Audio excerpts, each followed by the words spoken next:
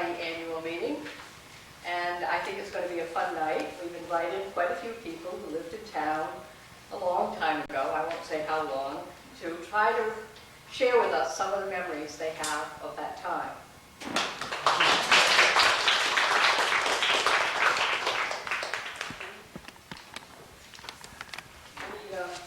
I hope you all had a little bit of a chance to roam around and look at the building. As you know, the Historical Society preserved this building from demolition 10 years ago, and it's a good thing we did. The town has outgrown the town hall, and they want to use more of this building, so you'll be hearing more of that. We're going to be discussing it with the town.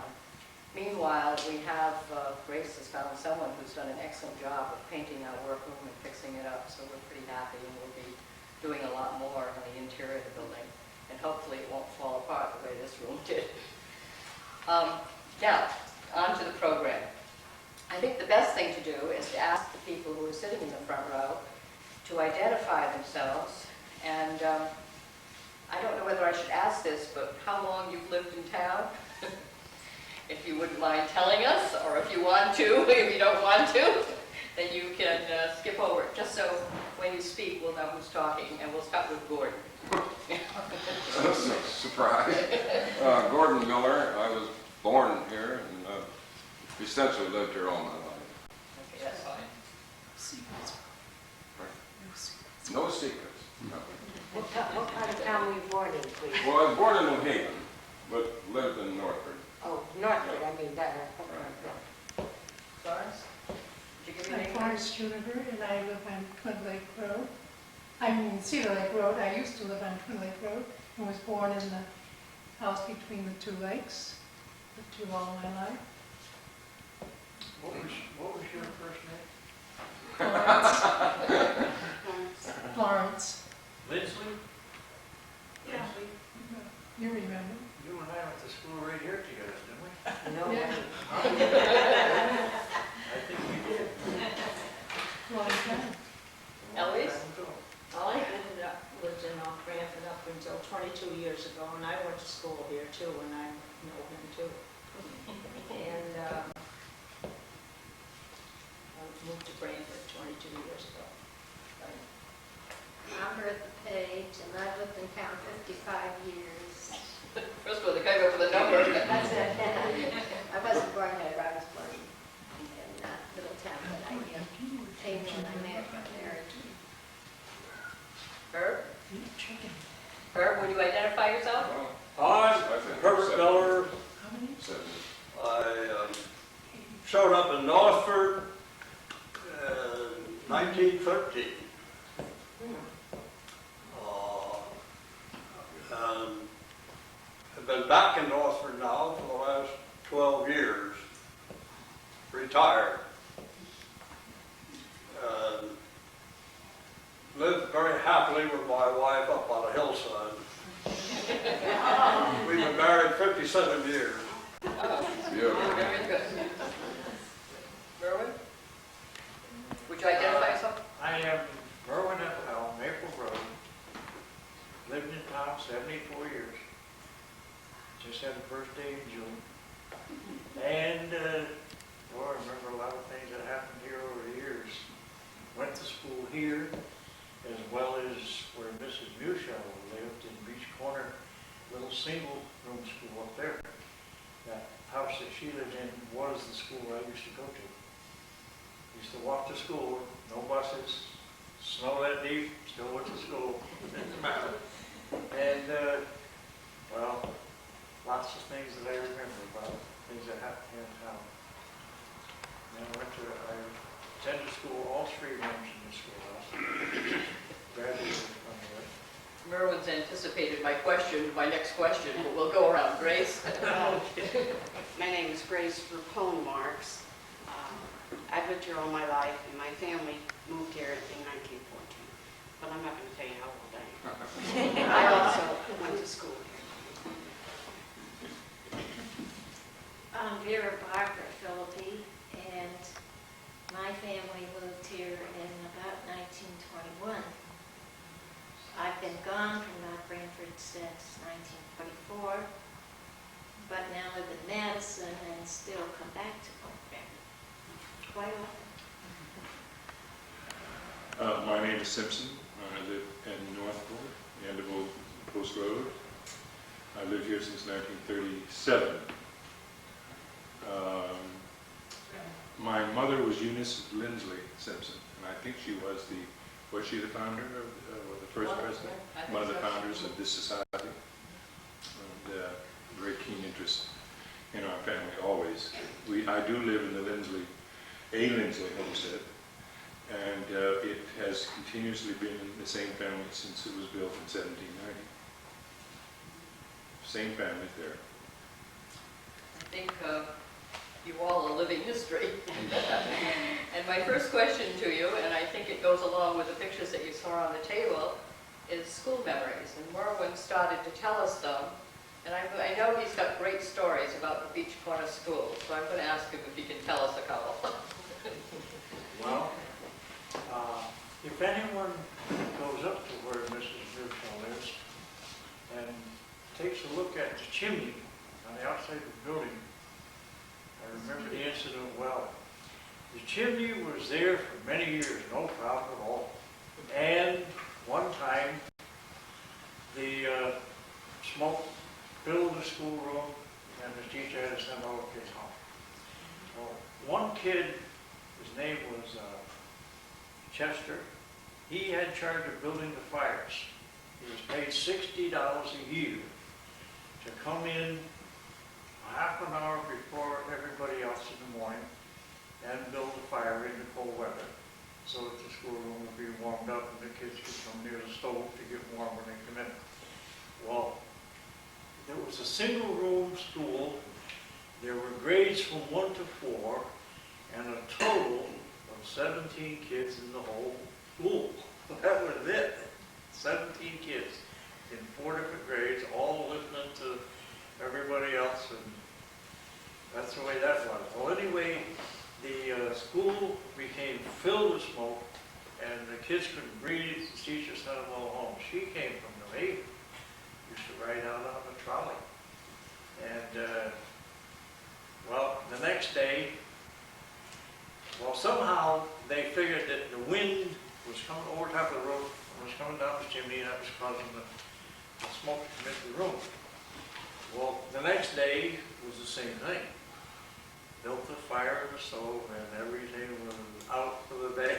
You couldn't stand it in there. So anyway, come to find out, this Chester didn't want to go to school, so he took a whole handful of wet rags and reached inside the stove and stuck them up in the stovepipe.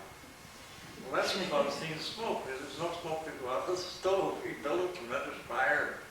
That's what caused the smoke. Well, the town, Frank Snow was on part of the school board at the time, and he contacted some mason to come on the site and add 4 feet to the chimney.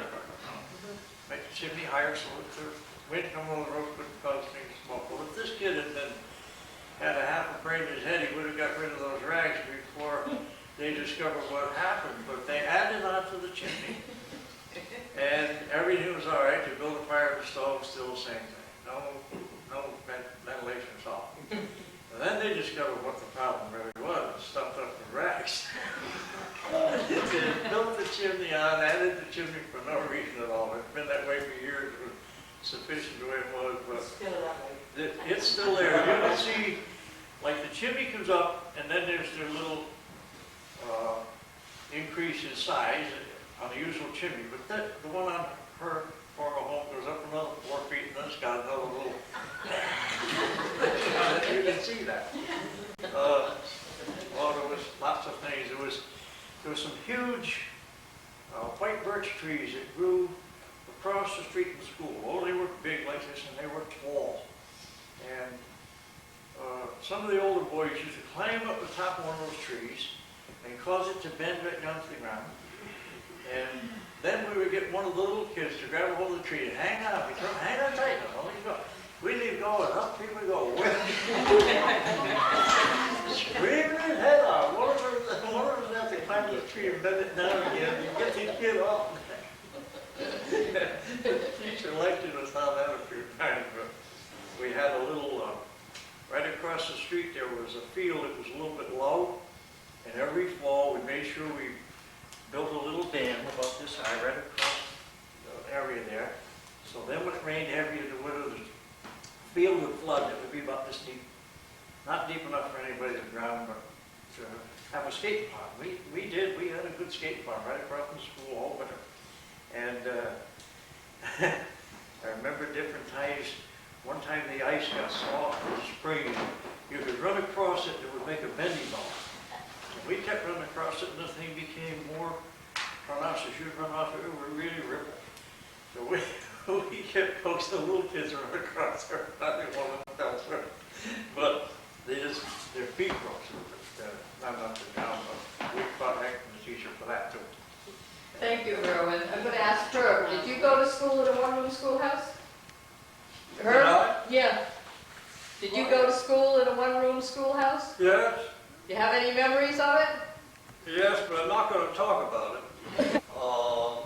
In writing the history of this town, we came to a earth-shocking event that we couldn't find anything to explain it. And what happened was that half the members of the Congregational Church in Northford left the church in 1801 and set up what they called the Enrolled Church. Why they called it enrolled, I can't tell you. At the time the history was being written, I see you have a copy of it, many people tried to find out why all of a sudden the Congregational Church split in half, and none of us could find anything. The church records were didn't even mention it, the fact that it happened. And so the history that she's got on her lap there has a big gap in it. It tells about the people leaving, but no explanation as to why. Well, after the book had come out, 2 or 3 years, a lady from New Haven called me, Mrs. Levi. I'd never heard of her. She didn't know me and I didn't know her. But she wanted to come out and talk to me about the Reverend Eli Smith. Well, it happened that the Reverend Eli Smith had been a missionary to Syria, and he had translated the Bible into Syriac. Now that's pretty good for anybody to do, anybody from Northford especially. And she knew more history than I did, and I couldn't help her any. Nothing I could tell her. But I said, can you tell me why half the members of the Congregational Church left in 1801? And she said, yes. If you go down to the New Haven Historical Society, they've got a treatise down there, handwritten, and it'll tell you all about it. So I went down to the Historical Society in New Haven, and sure enough, this is a typewritten copy. The copy that's in their archive is handwritten and it covers 5 or 6 pages. The reason for the church splitting the way it did was that they were unhappy with the Reverend Matthew Noyes, the minister. Now, Mr. Noyes was, as far as I can make out, was an outstanding minister. He was minister of the Congregational Church in Northford from 1790 to 1833. That's a pretty long haul for anybody. But they were very unhappy with him, and this treatise explained why. Now, I'm not going to talk about everything in it because they had several reasons for not liking the Reverend Noyes. But the thing I think really got them upset was the fact that there was an adulterous relationship going on between 2 members of the church. And according to good old congregational tradition, anybody breaking any one of the 10 Commandments, the minister was supposed to get the church members together to serve as a jury, and the person who had broken the commandment was tried by the members of the church. And having come to a decision as to whether the person was guilty or not, then the minister pronounced the verdict. And the verdict usually was that you were thrown out of the church, lock, stock, and barrel. Well, the people who left and split away from the church were unhappy because Reverend Noyes did not call the church together to hold a trial. He said, "I'll take care of it." And that was too much for the other members. They wanted to have a trial. They wanted the lady convicted. They didn't say very much about the man. He did Well- marry her later. But He did marry her later. you know more history than I do. And that was behind it. Now, I think it's worthwhile thinking about why the Reverend Noyes did not call the church together to hold the usual trial. And this is all speculation on my part. But this was 1801, and you recall that in 1789, the country adopted the Constitution under which we live at the present time, and the Constitution says that the separated the powers of the church from the powers of the state. And that meant that as far as law was concerned, that the laws would be settled by the state and not the church. This would be the broad interpretation of it. Now that was passed in 1789, 200 years ago. Connecticut did not, Connecticut approved the Constitution in 1788 at their convention, but there were people who came from Branford, Durham, East Haven, Woodbridge, Wallingford, voted against the idea of having a federal constitution. In spite of the fact that they voted against it, the Constitution was adopted. Connecticut changed its constitution in 1818.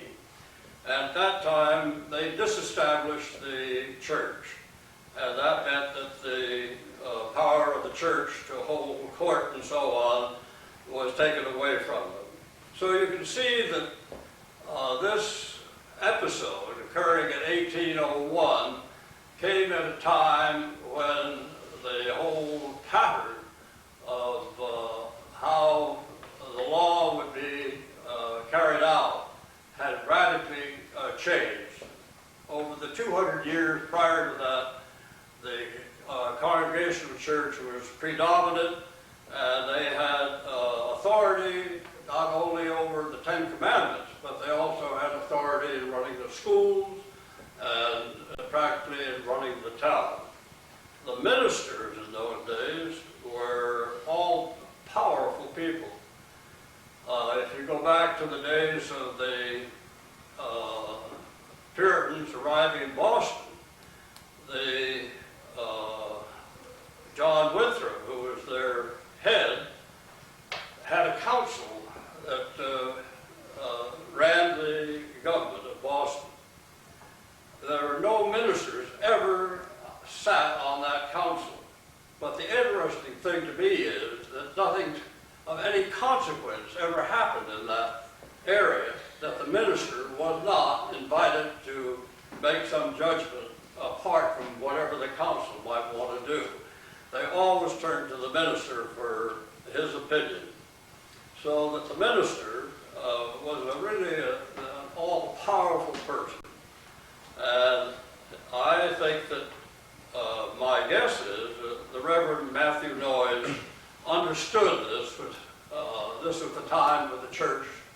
back away from legal procedures. Very interesting. I think while we're on the subject of the church, I'm going to ask Vera to tell us something about her memories in North Branford, since I know they center somewhat around the church. Well, somewhat. Some of my memories are of when Route 80 was put in and went past our place, and how in the beginning there were numerous accidents. I can remember sitting on our front porch and time after time, there was just a little grade, and then by the bridge there was a slight turn, and it seemed to me that on the average of once a week or so, we had some major accident there with that new road.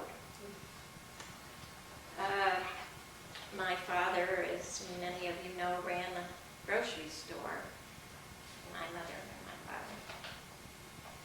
The church always played, the Congregational Church always played an important role in my life. And my church school teacher is sitting right over there, one of them. And then I taught also for a while, sang in the choir, and Jerome Harrison School was built during the time I was in school, and I attended that for a while. Miss Coffee. Hmm? Miss Coffee. Miss Coffee, that's right, I had Miss Coffee. No, I did too. Yes, forgot all about it. And Miss in Northwood, Miss Hillman, and what was the other lady? Miss Hillman taught here in the first grade. That's what I say here. First Yeah. Oh, here. grade here, Yeah. right here in this room. But she eventually went up to Northwood.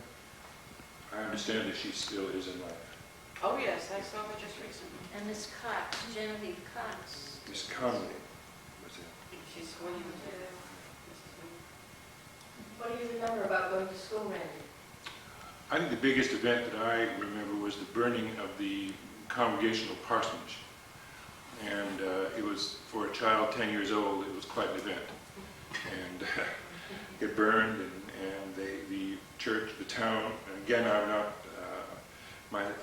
my statements need to be a little bit corroborated because I can't remember that well what went on. Whether it was the church or the community, we all got together at the community house then, which was up in back of William Douglas School, and had a tremendous auction.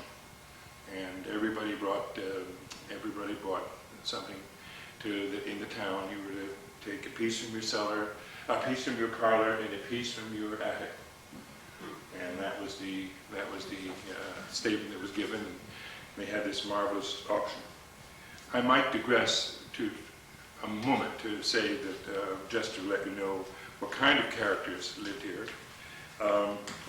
We had a cousin related to some people in this room, and she was very, very forthright, and she headed every committee, and she did everything, and she was a worker, and that was Jean Cook Allen. And when it came time for the auction at the community house, she was in charge of getting everybody to give the piece from the parlor and the piece from the attic.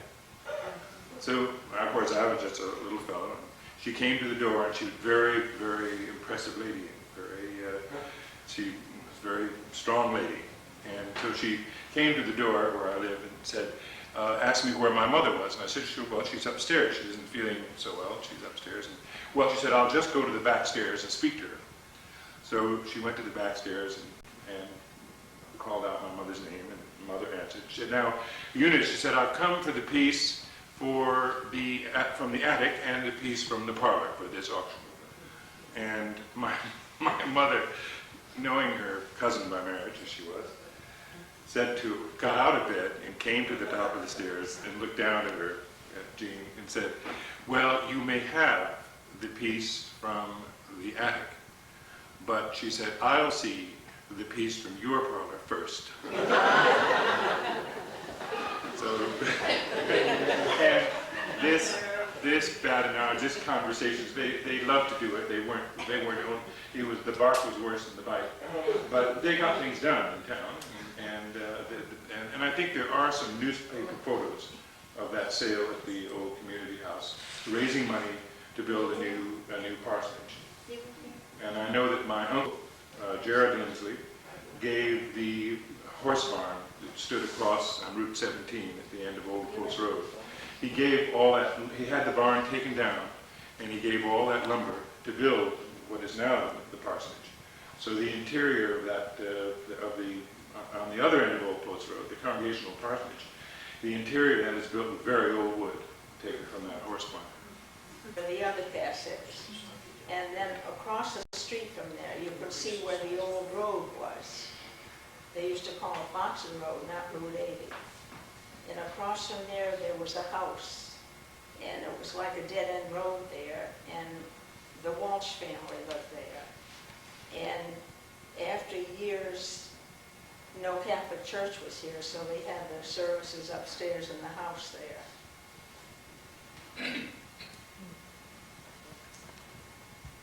Bertha, you have something to add? No, because I wasn't prepared, I didn't know I was supposed to think of anything. I've heard a lot of stories, of course, from my husband's side of the family, because they were here for many years. And lots of stories connected with Mrs. Simpson and Mrs. Miller, because my mother-in-law grew up with them in Northford, and always heard, you know, the names and all. And I do remember Lucy Oliver Snow was my teacher. And there was 2 people in the first grade, and I was one. And then we moved up here, and I was in the first class that graduated from here, which was a few years ago. Still didn't find it. I do remember the trolley accident. In fact, I have the history of the trolley accident. I remember it too clear because my father and my uncle were farmers, and they were working in the hay field up in back in the Smith house, you know, here, and heard this crash. And my sister and I were supposed to be leading the horses. You know, when you cultivated in this kind of business, well, the kids usually got a job leading the horses. So that was our job, and we heard this crash. And right away, they knew it was an accident. So my father says, you stand here and you hold the horses and don't go away. Well, it got too much. So we took the horse and we tied it took the 2 horses and tied them to a tree. And we went up, and my sister chickened out. She got scared. And I went up, and I can't remember exactly how long it was. But I saw terrible things. I mean, people headless and all. And it was too much for me. I almost clunked out, and I came back to the horses, and the horses were tangled up. Well, when my father came, we were tangled too. Janet, How many people were killed in that accident? Just I got history. Oh, 18 or 16 19. or 17 people. The paper we have here is 17. That happened on the curve just below where the firehouse is at the underpass. And that underpass, incidentally, was not built for Route 80. That was the trolley car underpass. The original road went over near the water company gate. They have a gate, and the road went over the tracks, not under. And that bridge was not built for Route 80. That was the trolley bridge. that Lots too, of people in town don't know that. And they just took advantage of it when they built Route 80. You figure, well, why build a bridge? Let's go under there. we didn't have the ambulances then too, and they had to take the doors off the trolleys to get the people into the hospital. How did they take him to the hospital? And the cars, of course, they went right by our house on Quarry Road. I know they called Alden Hill that time to come up with a lumber truck, and they loaded the remains on the truck, and he took them to the undertakers in Branford. They just loaded them like cordwood on the truck, covered them over, and away they went. I wasn't around at that time, but I remember hearing about it. My grandmother missed that trolley. She was in New Haven and just missed it. She was grateful afterwards. She was going to ride on that one.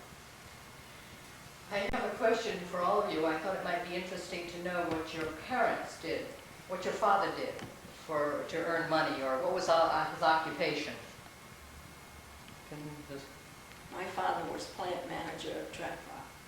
was he one of the first ones there? Yes, he was. And Grace's father worked with my father.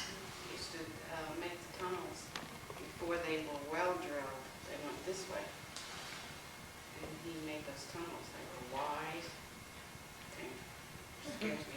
And one of the biggest recollections I have about that is during the war years, the FBI came to our house several times because he had to have a special permit because he used dynamite. And also another special permit because he went to the docks at Pine Orchard. I think anyone who went to the docks from Trap Rock had to have a clearance from the FBI, but we had several clearances because of that dynamite. I remember the occupation in our house during the Second World War was my father had an OPA in town, which meant that we went out without everything, because my father was very exact and very fair and so forth. And my mother would go around and get, she intrigued several people in town because she loved to cook, and she intrigued several people to give her their food stamps for a certain day. And I think it was Thursdays, and down at Mrs. Revere's there at the corner of Maltby Lane, and Mother would have, the dinners would usually be held there. And my mother would take the stamps and get the maximum out of them and prepare these meals. And she was head of the work committee for the Red Cross. Her cousin was head of the Red Cross, but she headed the work committee. And my mother was dissatisfied with the bolts of material that they would send out, and they wouldn't cut them properly. So she got all the ladies together, and you couldn't sit in a chair in our house. There wasn't a pin in it, or a needle, or something, or a pair of scissors, because she was determined to get one more bathrobe out of that bolt of material. So those memories, stand out. Putting up the black shades at the windows, and I know we weren't the only people that were involved in that effort. But it was a era of great cooperation among people in town. I remember it as a child. Janet, Randy has given the society some papers, and among them is a list of people who were given Social Security numbers, I think, in 1936. One of them has to do with the Co-Lime Works at Lime Kiln Road in Northford. I never knew it was in existence that late. But interestingly enough, Randy's uncle, Jared Lindsley, also was given a Social Security number for being president, if you please, of the Northford Village Improvement Society.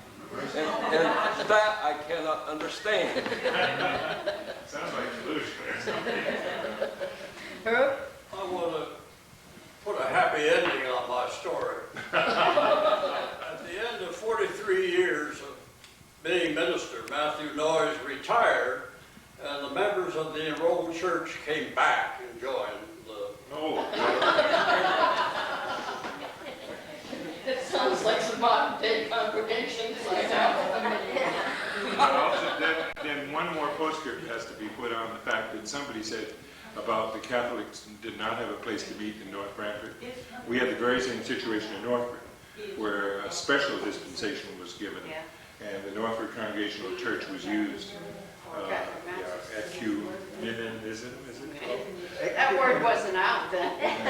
But wasn't that was that during the I remember the... Jared Lindsley fought that tooth and nail. Well, he was. Not going to have the Catholics that are there. Very difficult. Speaking of occupations, what our parents did, the Lindley family ran the axe mill in North Branford, my great-grandfather. And it was right at Twin Lake, where the water went by water power, and with one of those big wheels, yeah. And that pumped the water. and they made snack handles there for years. And they closed, I can't remember the year, but my father's stepbrother was killed there. Whatever holds the wheel let loose, and the wheel just went loose and hit him, and they closed the mill immediately after that. Florence, may I state that I went down there once with a metal detector, Which one? and I couldn't find very much, and I would like to do it again with you to find out exactly where it was, because I may have missed the site to begin with. I know exactly I'll where give you it a is. call. We'll go hand in hand down there. Yeah. Carl? Randy mentioned the parsonage in Northford, and I had, as a young pastor living in town, I had a rare experience in that parsonage. There were two sisters lived in Northford who taught in Wellesley. Can somebody tell me their names? Well, it was Miss Clara Smith and That's her right. companion, Miss Lenny Copeland. Right. And they only summered in Northford. There was no heat in that house. But they had just come back for the summer. Which they did. They would stay with us Right. until the house was ready. And one of them came to the parsonage and asked me if she could use the telephone. And I said, of course. The telephone was in the kitchen. So I got out of the way, went around the corner into the living room, and she called China. To inform Madam Chiang Kai-shek that she had been elected to Phi Beta Kappa. You know, I'm forced to tell a story now. I wasn't going to do this, but I'm forced to tell a story. Miss Smith, who lived on Maltby Lane in the only Gothic house we have in town, in the Northford end of town, in the gingerbread house that her parents built. And she became head of the mathematics department at Wellesley. And she became quite an authority. She was the first white woman to cross the Gobi Desert. And if I live long enough, I'll do a tape, because I'm the last one that can imitate her. She had a breath defect and spoke very strangely. My mother used to take her off perfectly. But anyway, Miss Smith lived on, and she was an artist. There's just nothing that Clara Smith couldn't do, and I think she helped square the circle or something. But whatever she did, she chose to come to this little town because her parents had built that house. And it's true, she'd teach at Wellesley all year long, and her friend Miss Copeland and Clara would arrive. She got to be very elderly, and my mother went to visit her and said, and if you knew my mother, she could get away with it. She said to her, "Now, Clara, you have neither chick nor child. What are you going to do with your money?" And Clara said, "Well, Eunice, I hadn't really thought much about it." And my mother said, "Well, we need a library in this town." So the long and short of it is, we got the library. And to the end of my mother's life, you hear mother with her cane thumping up and down the house. She said, "That's the damnedest thing I've ever heard of in my life." Naming that library Mr. and Mrs. Edward Smith Library. Clara was the character. You know, it just bothered my mother no end. Clara Smith was the character, and they named it. Nobody ever knew Mr. and Mrs. Edward Smith. You know, that's just a passing anecdote. But they were town characters. And her parents had built the house, so that was about 1870. So they had certainly been. Where they came from, I don't know. But I used to get her to tell stories and shooting the bandits, because they'd stay with us while their house was being opened and when it closed. That was one of my questions. I was going to ask you if you remember any of the town characters, and if you could tell us about them. Anybody that influenced your life, a teacher or a parent? Or... Does anyone remember Edna Place? Oh, yeah. Yeah. And Harold? Well, you have to tell us about it now. Oh, well, let that lady. Who were they, Randy? I couldn't hear They you. lived down at the center of town in a Yes, but beautiful who? What house. names? Edna? Were they brother and sister? Oh, no relation. Harold Place. Harold and Edna? And No. They lived, well, No, they lived together. Yes. They lived. Well, they lived in the same house. They lived in the same house. Well, I can And tell you about Edna was a seamstress. And she would walk down the street like this. She never looked up left or right. And Harold, I think, was not quite all there. and he wore great big boots. He'd go thumping down the road, and they'd go up to, what? Yeah, and they'd go up to the Northford store, and sit there. And of course, they had those old soda chairs, and they'd all sit around the pot-bellied stove, and there was no piece of gossip too small that anybody that drove by or anything else. Better than television. Yeah. And Davis. Yeah. Irving, you were going to say something before? Oh, nothing important, except that times have changed. I was going to tell you about the parade on the night that Woodrow Wilson was elected president in 1960. The Democrats in town had a parade. There were only 3 in the parade. One of them was the town drunk. It tells you something about the politics of 1960. There were about 300 people living in Northford at that time. Well, in the late 40s, when we came here, there was Eddie Russell. No, it was about the only Democrat in North in the fuel business. Remember Mr. Farnham and Clara Munson? Were they characters? That beautiful Chevrolet. Red and maroon Chevrolet. When he drove it, she never smiled. Her hair part of the nose. No, I never saw her smile. I never saw Mrs. Farnham smile. She was treasure of the church. Merlin? Speaking of occupations, my father, when he was alive, worked in a sawmill for Harrison up in Beach Street, way up the end of Beach Street. There was a sawmill, he worked there. And they used to haul timbers from there down to Clinton to load them on railroad cars. And the men in the crew were complaining because they had these big timbers that they loaded on the cars, and the hooks that they used were worn, and they couldn't be sharpened anymore. The points were too short, and they weren't reliable. They would drop a timber once in a while, and they were pulling with a pulley arrangement with an old car, hoisting these timbers from a wagon up in the air and putting them on a railroad car.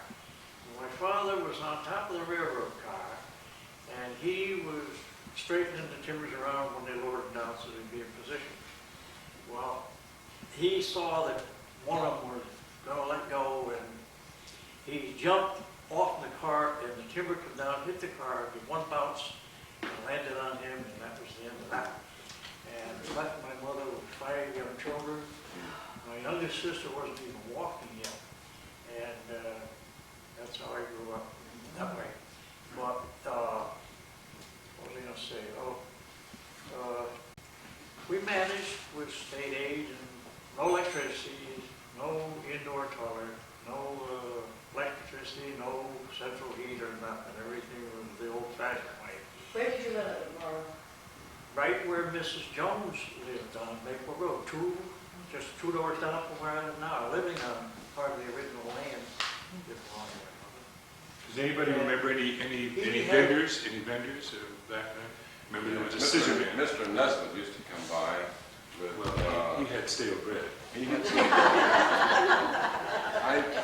where he got it and where he took it, I don't He know. took it to New Haven. He looked just like W.C. Fields. And he sat there like that, and the truck would go And you'd wave to him and he'd go like that. But he would just see you out of the corner of his eye.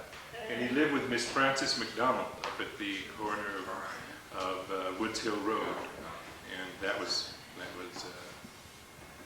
quite You a mentioned scandal. Mr. Farnham a moment ago, and I can recall as a young boy going over there with Mother, and he took me out to his barn. A beautiful place.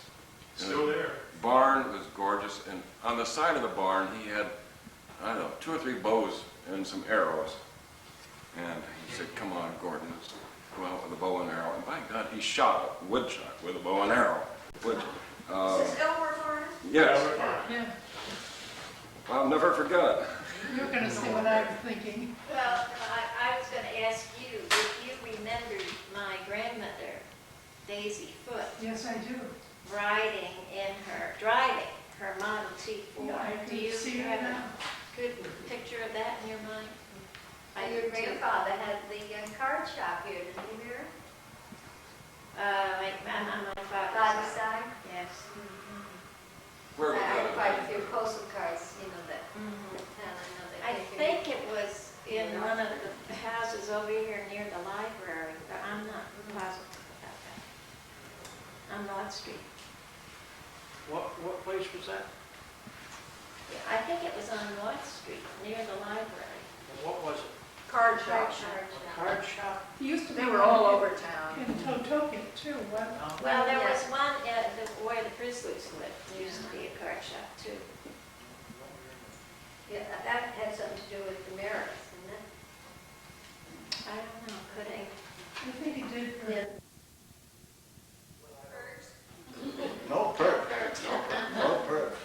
I had the parsonage, the use of the parsonage. And the Johnsons lived there and boarded me, Eric and Sigrid. And they were living in when it burned. And Siggy, good old Swedish gal, had a huge Swedish dictionary. And she insisted on budgeting every dollar that Eric brought home. The food money was in under F. The rent money was in under R in this big old dictionary.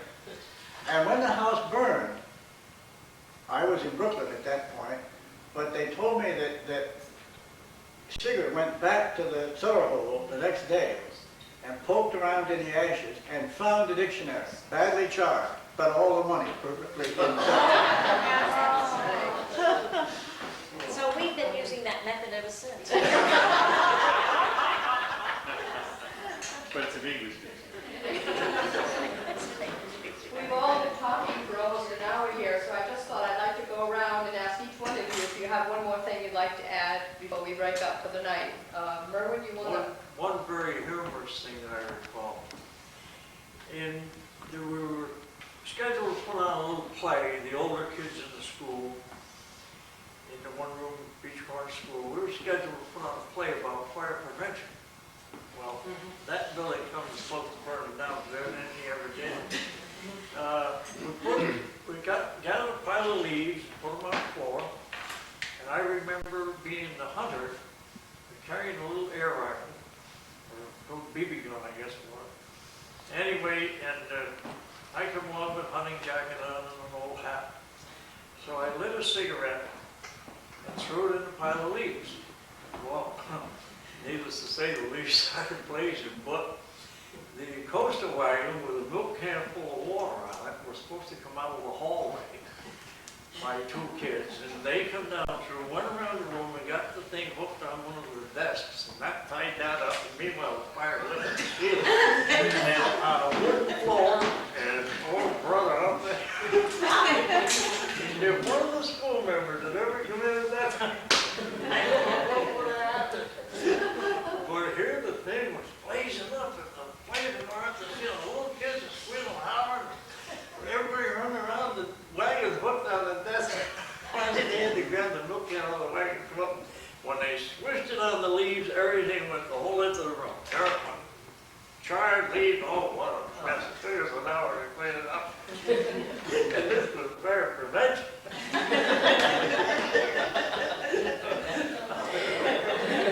Grace, have you got something you'd like to share? Well, just that I can remember when they were trying to build the Catholic church or the drum corps was in. The town used to get together, and that would be everyone, and have picnics, clam bakes. I can remember every St. Patrick's Day, there was a big show at the town hall, or the rec center you call it now, and really the leads were the Coulters, Frank Haslett, none of which were Catholic, but they were the ones who put the show on, and we all made costumes and all. They gave, we had carnivals, quote, in those days, and it used to be out behind the firehouse. They used to have a clubhouse, a little clubhouse. And our carnivals consisted of a lot of booths and corn and hot dogs, and I don't even think we had a ride, to be honest with you. I think it was just wheels. And I can remember it, at one carnival, like maybe I was 6 or 7 years old, and I wanted a guinea hen. There was one, that's what the prizes were, hens and chickens, and you know. And my father played the board for about I don't know which one he's been. I finally got one guinea hen. But what I'm trying to say is that the town, everyone contributed. If it were for the Congregational Church, we had ham suppers, I think. Everyone worked, regardless of the denomination or what. And I See, don't know. there's another side to that carnival story, and that was the terror of being chosen to sit on the platform when they threw the apple to the ball to get to it. You had to plunge in the thing of water. Oh, I don't know if we had anything that. I don't know, Gordon, have you ever done that? And No, they had the baseball, the town baseball team. With and the out down baseball behind, games. yeah. To sit there and be plunged in the water. Eloise, how far back do the chicken pie suppers go? Talking about things going on in town. How Not many as old years? as the church is. Not that I didn't do it during that. No, How many but years have they had? I'm just wondering if you ever looked it up. It seems to me we did look it up. I think we looked It it up. was around 1904 or something it started. Soon after the fire, Yeah. soon after the church fire. Randy, do you have another story to tell? I'm No more close. stories? Vera? Too many. There's one thing I wondered, how many people remembered Beers' store? And the Grange used to meet there, it was graduation always. And I remember there was a grapevine arbor out. It was where you drove up to the store and you used to drive under the grapevine. Well, that's where There was one, supposedly the goat was supposed to be when you joined the Grange. one old Gulf gasoline pump right up Yeah. the Great Barber and Yeah. projected up in the front of the store. And we used to use that, I mean, we had rehearsals there, and we used to use that to go in and out of, like it was another room. And I remember getting out there tangled up in the grapevines. There was only one stairway there too. How about town meetings? Well, they was there too. That was when you used You to have must your have name some read. stories about milk deliveries. Oh. Lots of them I could hear. Any- Anyone else would like to add to it before we break up? Anybody in the back row that would like to speak up and say something? Can I say something? Sure. When we went to buy the school, it was remodeled, and we wanted to buy more land because there was no land there. The water company owned it all around there. So my husband and I went down to the water company in New Haven, and on the water company map is this Nigger Hill. And of course, people would wonder why, but it seemed that the Negroes lived up in that area. They worked for the Harrisons and the likes. In fact, down over here in the cemetery, May Halbert says some of the stones there are Negroes. But my husband and I went up where Sea Hill Road has been cut off now, but up further, we came back from North Guilford, and we walked in and through the dirt road, and we went up. We were told by someone how we could get up the top of the hill that was where the name Sea Hill came from. And as we went up this dirt road, there's foundations of all these houses, evidently where these people lived. Pomp was a Negro, Pomp's Lane, and also the slave traffic went through. And most people know about the cellar down to carry the Dooley's house there. It was built in 1698 or something like that. There are records in North Branford, that refer to someone giving freedom to a Negro who lived, I think, on North Street. This is early 1800s, 1805 along there. Goes way back as that. See, it's revolutionary. Right. Goes back to the 18th century. There were a lot of slaves here. Over in town and Branford too.